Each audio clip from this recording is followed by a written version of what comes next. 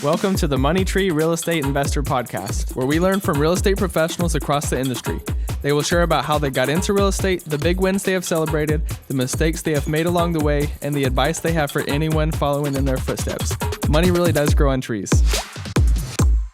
Hey everybody, it's William here for another episode of the Money Tree Real Estate Investor Podcast. I've got a special guest here today, Nelson Jones. I'll go ahead and let you introduce yourself and tell us kind of your background. I understand you just got back from a big trip to Europe, so I'd love to hear more about that too. Yeah, man. First, thanks for having me on. Nelson Jones. I'm originally born and raised in Memphis. I went to school at Mississippi State, so Mississippi boys, what we were talking about before. But bounced over here to Texas. I'm in oil and gas. I'm a petroleum engineer for oil and gas drilling contractor. So of course Texas is the homeland to oil and gas. So that's what brought me here for work. Been bouncing around Texas a little bit. I spent some time in San Antonio. I spent some time in Corpus, and then I just recently moved to Houston probably a year and a half ago or so, and been here, loving it, loving Texas. Besides this weather that can get to some heights that I've never seen before, but other than that, it's awesome. But yeah, man, appreciate you having me on. Yeah, it was awesome. So I don't know if you knew it or not, but I studied mechanical engineering and I actually lived in Houston for a little bit too before moving to Dallas.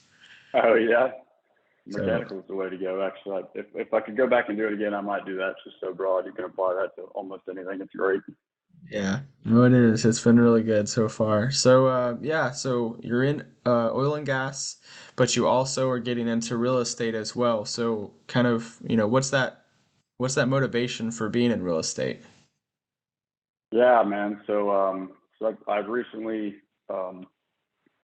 launched a company, Jones Equity, and it's been a domino effect really, leading up to this. So I guess I'll just kind of start from the beginning and kind of sum it up. Sure. When I was living in Corpus, my work relocated me up here to Houston, and I figured I'm gonna look and see if I can purchase my first home here in Houston, great city. I'd love to settle down here. So let me see what I can find. And of course, this was back at the beginning of 2021. So it was all the craziness of, people buying up houses left and right, offering 10, 20% over asking. Rates were sub 3%. So anyone and everyone wanted to grab some houses while they can. So clearly the market was very competitive. It was a little too competitive for me. We put, I don't even know, 20, 30 offers out on different homes, and none of them stuck. We always were getting Yeah. outbidded. So the craziness got to us. So I decided to kind of take a step back and rent for a year, to kind of get my feet under me and figure out what the next steps are.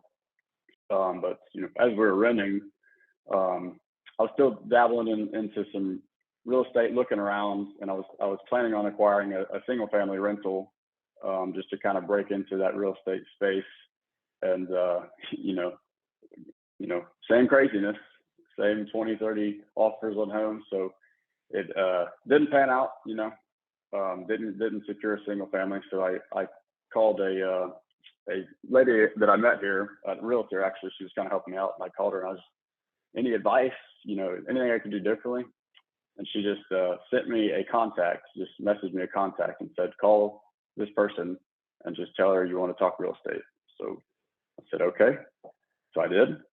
I called one of her friends out of the blue and said, I was told to call you. I'm interested in real estate investing. And it's funny, the young lady I called, she's actually from France. So the Oh, wow. conversation was, the conversation was very short. She just said, I'm going to text you a time and place to be somewhere and just show up. I said, all right, will do. So And she this texted me a is time and starting to place. sound a little sketchy. Right. That was my initial thought. So she texted me a time and place, and I showed up. It was at a local restaurant here in Houston, for like a luncheon deal, and walked in. And I had no idea what to expect.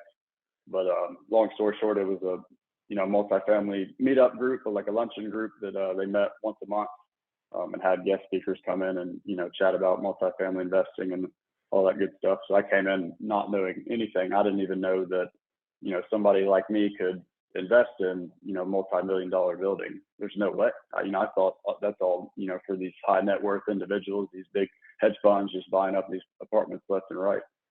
And so it was my first, kind of breakthrough into the syndication model of, getting a group of investors together and going and buying a big property that you couldn't buy on your own. And loved it. Loved it. And while I was there at that first meetup, I met an individual, a syndicator, and he gave me his card. He said, "Man, give me a shout if you want to chat or have any questions about it." And of course, I had tons of questions. I didn't even know what a general partner was, a limited partner. A lot of new terms for me. Mm-hmm. So I called them up and said, "Man, you got time for lunch? I'd love to pick your brain on some things." And went and met and had some lunch with them, and it was a 2-3 hour lunch, and I probably asked way too many questions. He probably didn't expect that, but I got them all out while I could. And the domino effect led to me joining a mastermind group and getting into a coaching program to kind of learn how this syndication model works, how general partners acquire these deals, manage these deals, exit these deals. So just wrapped up that coaching class actually at it was February of this year. So hit the ground running since then. So finished the coaching, joined this mastermind. They've been a tremendous help.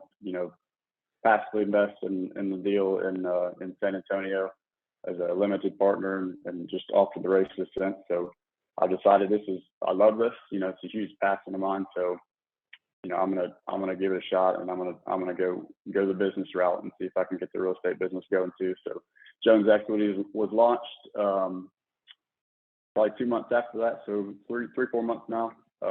Hit the ground running, and looking forward to what the future brings.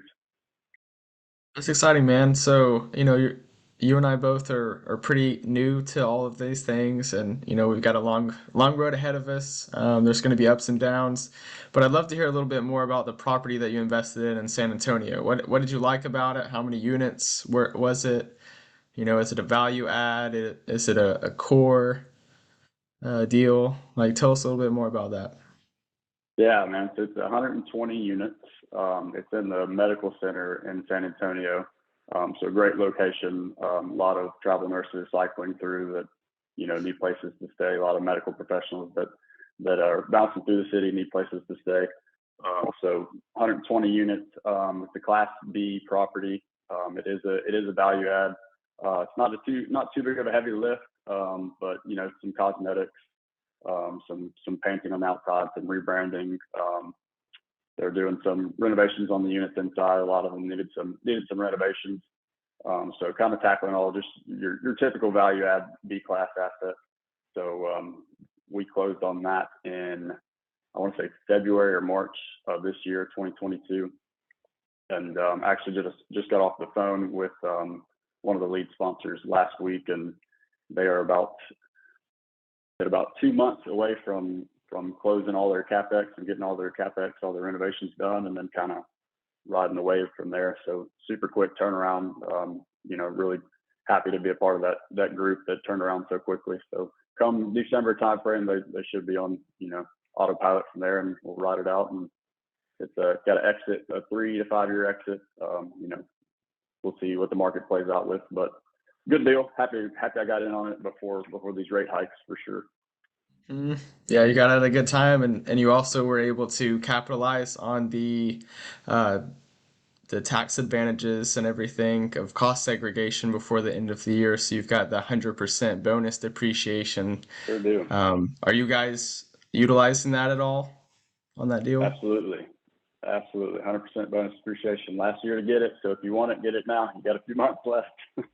Hmm. Passive investors in real estate are able to receive a check every month. Some people call that mailbox money. We say money really does grow on trees. Visit the website at biggerpictureholdings.com, where we have a ton of free resources to help you learn more about planting your very own money tree. Yeah. So what would you have some advice? Because you're very new with you just did your first deal as a limited partner.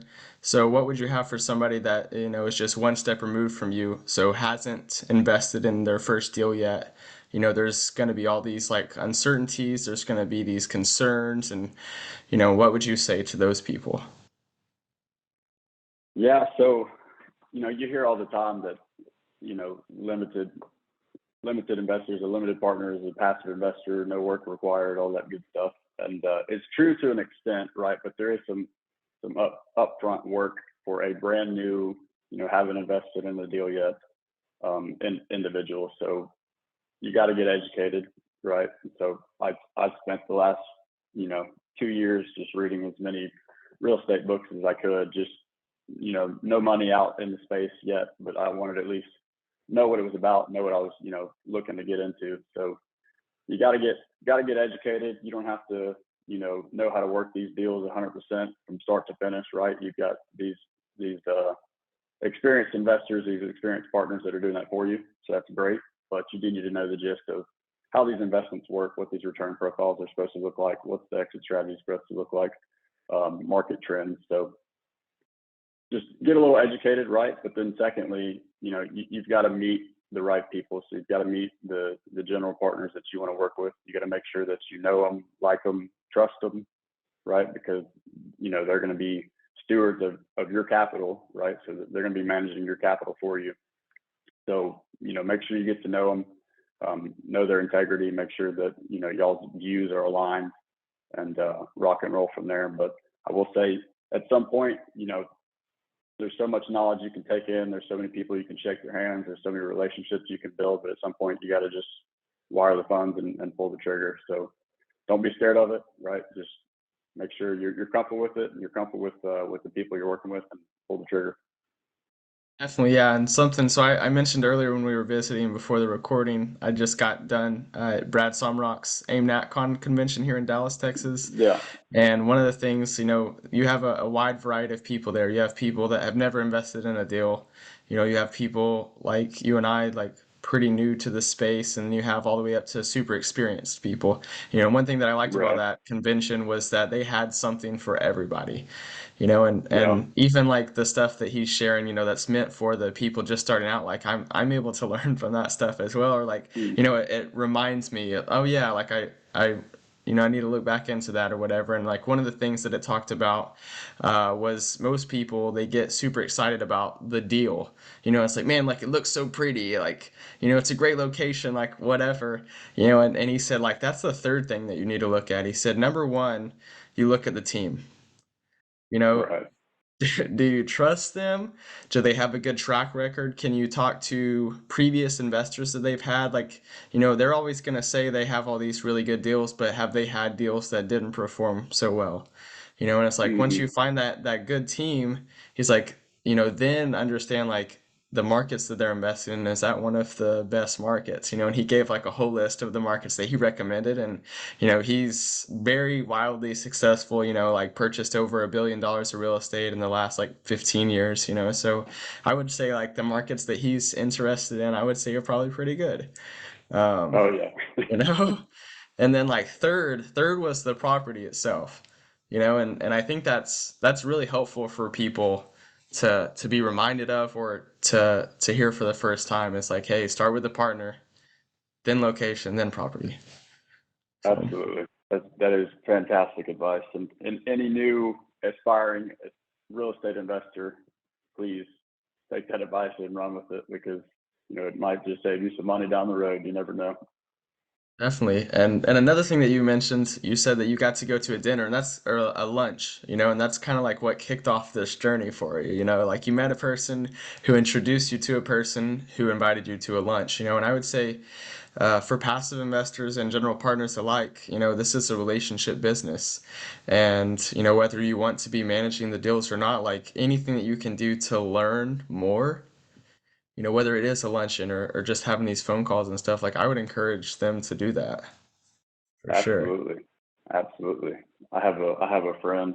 His dad works in ministry, and he always talks about never say no to getting a cup of coffee. Period. Regardless who it is, where it is, never say Uh-huh. no to go and get a cup of coffee, because you never know what a cup of coffee can lead to. A lunch can lead to. This lunch for me led to launching my own real estate business, right? So you never know, but never say no to a cup of coffee. Keep that one in mind. I like that advice, man. Are you a believer in Jesus? I am, man. I am. Oh, very cool. I am too. That's awesome. That's very important to me. Yeah, Most man. important, I would say. Absolutely. Absolutely. That's awesome. Well, to kind of wrap things up, what's like your next year or two? Like, what are some of your goals with real estate in the next couple of years? Man, so, within the next year, definitely breaking that door down and getting in on that first deal on the sponsor side of things. Just keep chipping away at it for now. You hear a lot of people talk about real estate and they talk about financial freedom and, cash flow and, quitting your W-2. And, there's nothing wrong with any of that, right? There's nothing wrong with that. And, my goals align with that too. But I think, and there's a backstory to this, but I have a little bit bigger goal down the road that I definitely want to achieve in the next 5 or 10 years. But backstory and what kind of kicked this off was my wife of 1 month today. We got married 1 month ago. Congrats, man. That's awesome. Yeah, thank you. So my wife is a pediatric oncology nurse, right? So she works with kids that are battling cancer. And she came home one night, and she was talking about how these parents of one of her patients had to sell their house, right, to pay for these medical bills. And I'm getting chills saying this. Mm. And that really, really tugged on my heart, right? You already have a kid battling cancer, right? The last thing you want to do is worry about selling your house and, going and finding out, how can I get some financial needs ready to pay for these bills, right?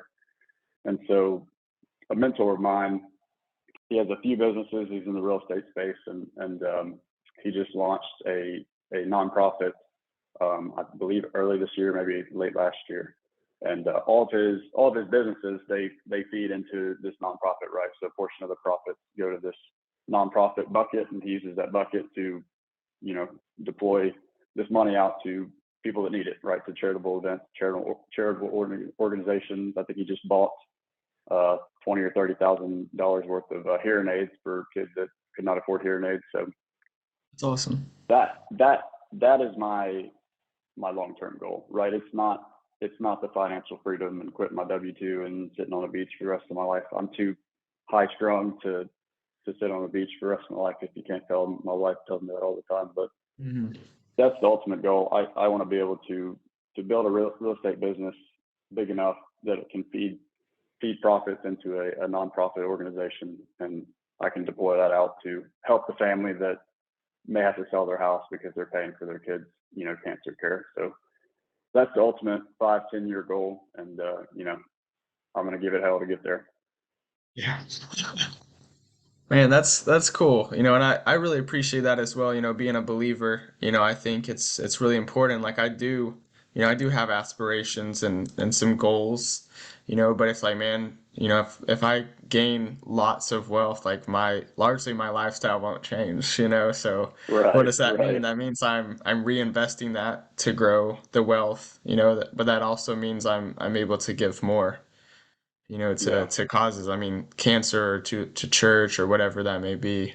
So I think that absolutely. you got the right attitude and mindset, and Lord willing, we'll both be able to achieve some great things through real estate. We'll get it. We'll get it. It's funny. My mentor told us. He said the numbers on your balance sheet, right? They're going to get bigger and bigger and bigger. At some point, what's the point? And Yeah, I loved how he put that. He said, at some point, why does it matter how many zeros you have? But for he's sure. alluding to, you need to use what you have to deploy some stuff out and touch some people and help some people around that really need it. So love that. That's why I'm here. That's why I'm in this business, and that's what I want to do. It's awesome, man. Well, thank you so much for visiting today, and hopefully we can have you on as a guest sometime in the future.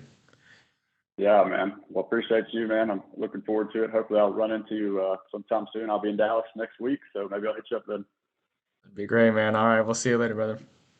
All right, man. Thanks, Wade. Like and subscribe below. A new episode will air every Tuesday at 7 a.m.